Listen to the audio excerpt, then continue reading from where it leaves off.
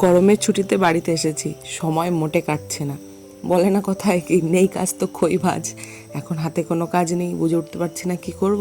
তাই বোনকে বললাম, বসে বসে সময় কাটছে না, একটা কিছুতে একটু ফেব্রিক মেব্রিক করি। যেহেতু আমি একদমই নিপুণা না এইসব কাজে, কিন্তু সময় কাটছে না, সেই জন্য ভাবলাম অ্যাটলিস্ট ট্রাই তো করাই যায়। তাই খুব একটা ভালো যে হবে না সেটা আমি জানতাম, তবুও চেষ্টা করেছি।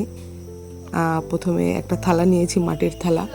সেটাকে প্রথমে বেস কালার দিয়েছি সাদা ফেব্রিক দিয়ে। আর আমার কাছে মোটা কোনো তুলিও ছিল না যেটা দিয়ে একটু সুন্দর করে রং করতে পারবো। যাই হোক, বেস কালারটা ভালো করে দেওয়ার পর 2 ঘন্টা মতো আমি রোদ্রে ভালো করে শুকিয়ে নিয়েছি। তারপর লাল কালারটা দেওয়ার পালা।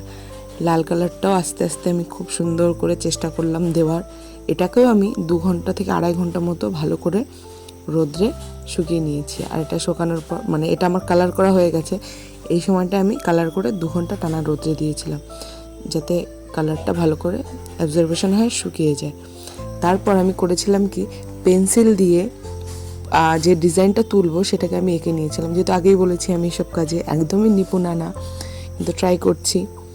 আর একটা ময়ূরের মতো ডিজাইন আমার ভালো লেগেছিল, কিন্তু অত সুন্দর করে আমি তুলতেই পারিনি অত ভালো করে, কিন্তু চেষ্টা করেছি তোলার। তারপর পেন্সিল দিয়ে আগে ভালো করে এঁকে নিয়েছিলাম আস্তে আস্তে।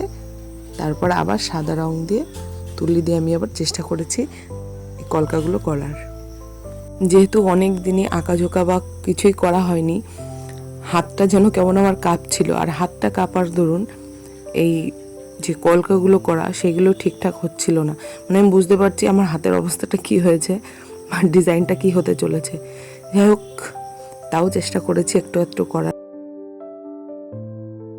যেহেতু কদিন ধরে বাপের বাড়িতেই রয়েছি, মা কিছুই করতে দেয় না, আর সময়টা কাটানোর জন্য এগুলো করতে চাইছি। আর এতেও করলে দেখেছি মনটা এর মধ্যে বেশ ভালো লেগেও থাকে, আর টাইমটাও ভালো স্পেন্ড হয়। মেনলি সেই কারণেই আমার এই আঁকাঝোঁকাগুলো করার ইচ্ছা।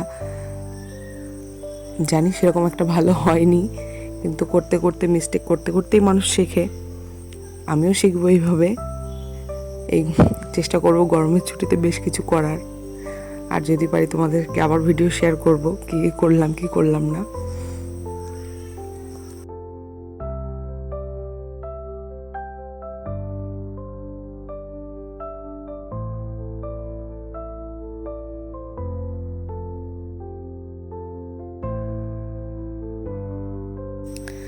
আর এটা হলো ফাইনাল লুক।